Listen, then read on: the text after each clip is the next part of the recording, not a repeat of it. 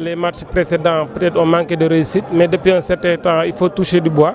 Peut-être la réussite nous sourit, donc on essaie et puis on croit qu'on va continuer à surfer sur cette réussite-là. Mais sinon, au niveau du contenu, c'est la même chose depuis le départ, depuis le début de saison.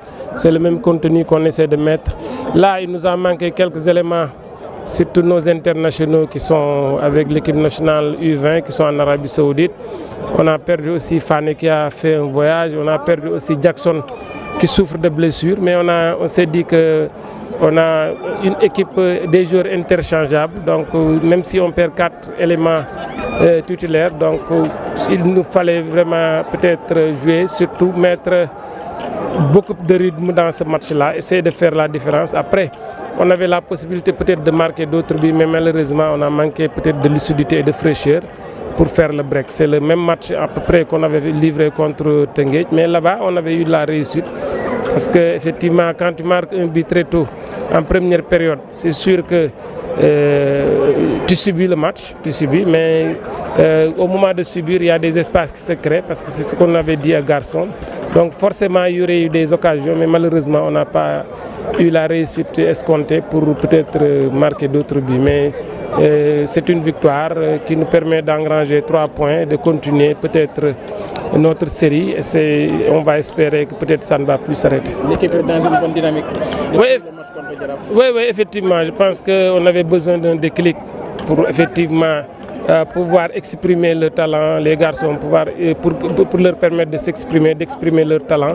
Peut-être le déclic, c'est le match contre le Jaraaf, parce que le Jaraaf est champion du Sénégal en titre. Ensuite, on a enchaîné avec contre Teungueth FC qui est leader de ce championnat-là. Donc, pour dire que sur le plan psychologique, je pense que les garçons sont suffisamment armés maintenant pour travailler dans le sens de redresser la barre et puis de jouer le grand rôle dans ce championnat, parce que je pense qu'une équipe comme le Casa Sport mérite d'être devant. On a vu une équipe du Casa Sport interchangeable, avec des joueurs interchangeables. Aujourd'hui, vous avez utilisé beaucoup de joueurs. Aujourd'hui, qu'est-ce qui vous a poussé à faire ce choix?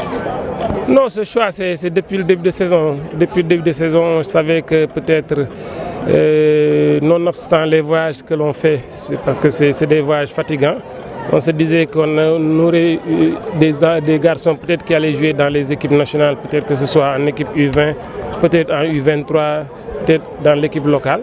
Donc il fallait se renforcer, avoir un groupe assez étoffé, donc pour pouvoir travailler. Donc c'est ce qu'on est en train de faire. Même il y a des jeunes qui viennent tout juste d'intégrer l'équipe junior. Donc on va continuer sur cette lancée-là. Il y a des joueurs qui vont partir forcément durant la saison.